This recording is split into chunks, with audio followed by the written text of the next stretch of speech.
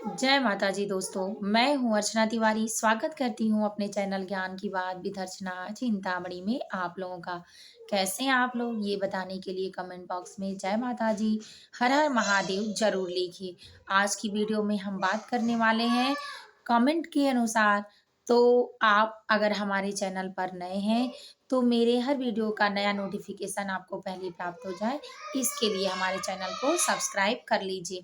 अगर हमारी वीडियो आपको पसंद आती है तो कृपया करके लाइक ज़रूर कर लीजिए। आज की वीडियो में हम बात करने वाले हैं कि घर की साफ-सफाई से संबंधित, औरतों से संबंधित, क्योंकि एक बहन ने कमेंट किया था कि मैं नाम नहीं ले सकती हूँ, लेकिन वीडियो में आप एंड तक बने रहिए ताकि अगर आपके परिवार में इस बात को लेके कलह-क्लेश चल रहा है, तो कृपया करके ध्यान देके ज़रूर समझिए ताकि आपसे भी कोई गलतियाँ ना हो। तो चलिए वीडियो को यहीं शुरू करते हैं। सबसे पहले दोस्तों, कुछ घरों में कलह-क्लेश साफ-सफाई को लेकर होता है। क्यों होता है? इसका कारण कई वजह हो सकते हैं, लेकिन कई वजह में सबसे मेन वजह है ज़्यादा साफ-सफाई करना या तो बिल्कुल नहीं करना। 2 ही मुद्दे ऐसे हो सकते हैं कि जिसके कारण ज़्यादा कलह भी होता है। पहली बात शुरुआत यहीं से होती है, इसके बाद कलह-कलेश की शुरुआत होती है। ज़रूरी नहीं है कि खाने के लिए, पहनने के लिए या अन्य चीज़ों के लिए भी लड़ाइयाँ होती हैं। लेकिन किस घर में माता लक्ष्मी का प्रवेश होता है, इसके बारे में भी हम जानेंगे। तो गुप्त रूप से एक बहन ने मैसेज किया था, यानी मैसेज मैसेंजर पे उनको यूट्यूब पे कमेंट करने नहीं आ रहा है। तो मैं आप लोगों से रिक्वेस्ट करना चाहूँगी कि आप यूट्यूब पर अगर अपनी आईडी पर gmail.com डाल देते हैं, तो आप कमेंट करने में ज़्यादा आसानी महसूस करेंगे और हो जाएगा। जब तक आपको कमेंट करने नहीं आता है, आप नहीं कर पाएँगे तब तक कि जब तक आपका gmail.com नहीं पड़ेगा, आईडी आपको डालनी ही पड़ेगी। इसके बाद कमेंट करने के लिए अगर इंग्लिश में है तो देता है सबसे नीचे जहाँ आप कुछ लिखते हैं, वहाँ देता है कमेंट्स करें। वीडियो को ओपन करने के बाद, खोलने के बाद जब आप देखना शुरू करते हैं, तो आप वीडियो पर नीचे कमेंट करें। ये भी ज़रूरी नहीं है कि आप अगर लिख नहीं पाते हैं कुछ तो इमोजी भेज दें, जो आपको अच्छा लगे सेंड कर दें। अगर आप लिख पाती हैं तो जो आपको वीडियो से संबंधित चीज़ें पूछनी है, जाननी है, आप महिला हो, पुरुष हो, जो चीज़ें भी आपको पूछनी है, जो अपने विचार व्यक्त करने हैं, वो आप उसमें लिख सकते हैं। नहीं लिख सकते हैं तो आप स्पीक पे बोल भी सकते हैं। जो गूगल की तरह देता है कि आप बोलें उसी तरह से वहाँ साइड में दिया होता है, तो आप बोल के भी कर सकते हैं तो लिख देगा, तो मैं भी समझ जाऊँगी। तो बहन से रिक्वेस्ट ये है तो वो उन्होंने फ़ेसबुक पे भी मुझसे जुड़ी हैं, तो उस पे मैसेंजर पे कमेंट किया था और इसलिए किया था कि उनके घर में साफ-सफाई को लेकर कलह-क्लेश ज़्यादा होता है। उनकी सास उनको कहती हैं कि तुम मेरे घर की साफ-सफाई करके सारे धन को समाप्त कर दे रही हो। तो दीदी क्या ये बातें सही है कि मेरे साफ-सफाई करने की वजह से घर में ज़्यादा दिक्कतें हो रही हैं या ये दिक्कतें मेरे ना रहने के कारण हो रही हैं तो, नहीं है तो? मतलब उनके सारे शब्दों को मैं समझ पा रही हूँ, तो कुछ इस तरह के उनके मैसेज थे। तो आज मैं सारे उनके बातों का जवाब दूँगी और ये महसूस करके मैं वीडियो डाल रही हूँ कि ये सारी बातें बहुत सारी लड़कियों के साथ होती हैं। तो चलिए आप बहन इस बात को ध्यान से सुनिएगा और हो सके तो अपने सास को भी सुनाइएगा, अपने घर परिवार के लोगों को और दोस्तों जिस परिवार में ऐसा है, उसके घर के भी सभी सदस्यों को ये बातें जाननी चाहिए। तो चलिए आप हमारे साथ हमारे वीडियो में एंड तक जुड़े रहिए और इन सारी बातों को स्पष्ट रूप से समझते हैं। उम्मीद है कि सारे उदाहरण के बाद आप इतने अच्छे से समझ जाएँगे कि आइंदा आपके घर में इन सब चीज़ों को लेकर कलह-कलेश तो बिल्कुल नहीं होगा। क्योंकि कहते हैं कि जब कोई बुरा वक़्त आता है, तो अच्छा वक़्त को भी साथ लेकर आता है। बस दोस्तों लाइट चली गई थी इसीलिए सेट करने में थोड़ा टाइम लग गया। तो कह रही थी कि इसीलिए मेरे घर में कलह-क्लेश होता है, तो मुझे दिक्कत होती है। सब लोग बोलते हैं, मेरी आदतें भी नहीं मानती कि मैं ज़्यादा देर कोई चीज़ गंदा बर्दाश्त नहीं कर पाती हूँ और घर के लोग बोलते हैं कि हर बात पे सफाई करती है। तो चलिए आज इसी के विषय में जानते हैं और उम्मीद है कि ये बातें लगभग सबको पसंद भी आएँगी। अगर पसंद आएगी तो कृपया करके एक लाइक ज़रूर करिएगा। आपको किस तरह का वीडियो चाहिए कमेंट बॉक्स में ज़रूर बताएँ। सबसे पहले शुरू करते हैं कि औरत ही लक्ष्मी होती है। कृपया करके थोड़ी बातें ज़रूर सुनें क्योंकि आप 2-4 मिनट के वीडियो में सोचते हैं स्किप करके देख लेंगे तो सारी जानकारी मिल जाएगी। लेकिन जब कुछ बातें आप ध्यान से ज़्यादा देर तक देखते और सुनते हैं, तो आपको सारी बातें इतने अच्छे से समझ में भी आती है और पूरा लर्न यानी याद हो जाता है। याद होने के बाद ऐसा होता है कि आपके जीवन में अगर ये चीज़ें कहीं दोहराई जा रही हैं, तो आपके समझाने की वजह से आपको अपनी अनुमति देने की वजह से या अपना दबाव देने की वजह से वो चीज़ें सुधर सकती हैं, जिससे आप भी उस चीज़ों से कलह क्लेश से बच सकते हैं और आपके जीवन में भी कुछ अच्छा हो सकता है। तो सबसे पहले सफाई करना बिल्कुल बुरा नहीं है।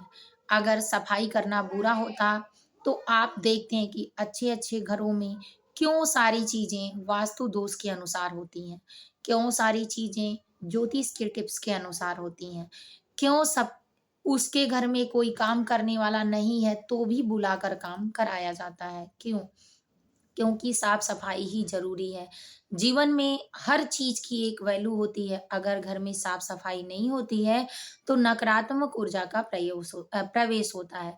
इस प्रवेश में माता लक्ष्मी तो आती ही नहीं है आपके दरवाजे पर, इसलिए कि जहाँ गंदगी होती है, जैसे जब भगवान विष्णु माता लक्ष्मी से विवाह के लिए जा रहे थे और माता लक्ष्मी की बहन दरिद्रता जो है जब 108 नाम महालक्ष्मी का आप पढ़ेंगे तो दरिद्रवासिनी जो थी उन वो भी भगवान विष्णु की पत्नी है एक रूप में। तो दरिद्रवासिनी ने भी क्योंकि माता लक्ष्मी की छोटी बहन है तो कहते हैं ना कि आप आज भी वो रिश्ते हम लोग निभाते हैं कि पत्नी की बहन जब साली होती है तो कहते हैं साली जीजाजी से मतलब आधा अटैच होती है।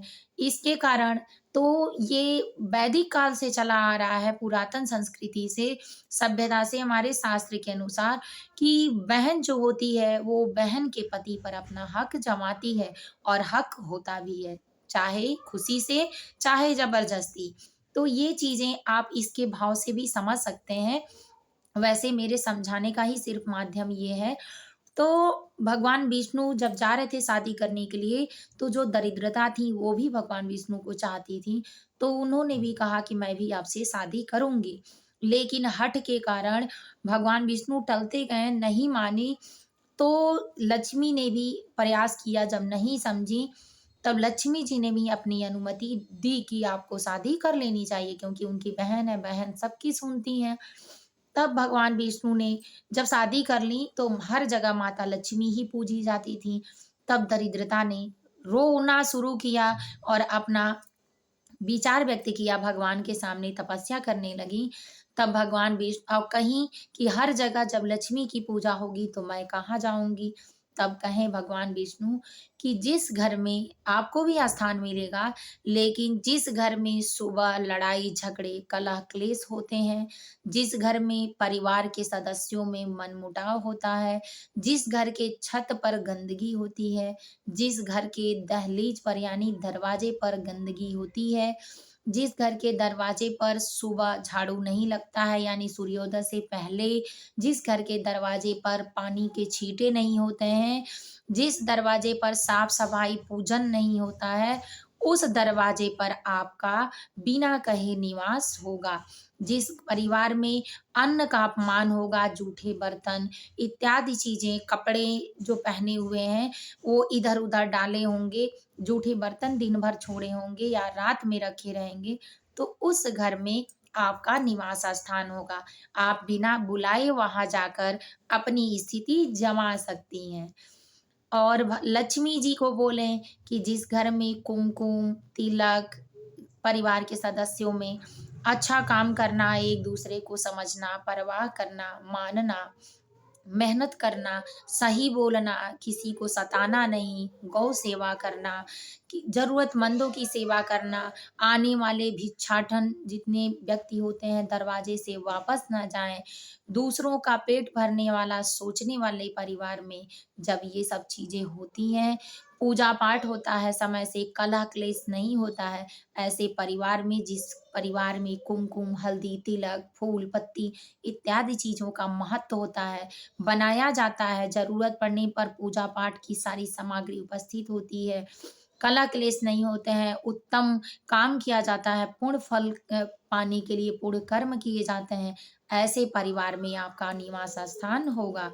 तो इसीलिए जिसके घर में साफ-सफाई नहीं होती है और कलह-क्लेश मैं जैसे अपनी बातों को फिर दोहराना चाहूँगी कि जिस तरह से मैंने पहले आपको दरिद्रता के बारे में बताया, तो उस तरह बिना बुलाए दरिद्रता उसके घर में निवास कर लेती है। तो आप उदाहरण के तौर पर ये चीज़ें समझ सकते हैं कि आप देखते होंगे कि जिस घर में अन्न अपमान जैसे छोड़कर भोजन करने के बाद थाली में छोड़कर हाथ धुला जाता है, रख दिया जाता है, दिन भर मक्खियाँ लगी रहती हैं, इधर-उधर पड़ा रहता है, कपड़े पड़े रहते हैं इधर-उधर, अच्छे तरीके से नहीं रखे जाते हैं, कलह-क्लेश होता है, उस घर में सिर्फ़ भोजन बना के खाने की व्यवस्था ही हो पाएगी।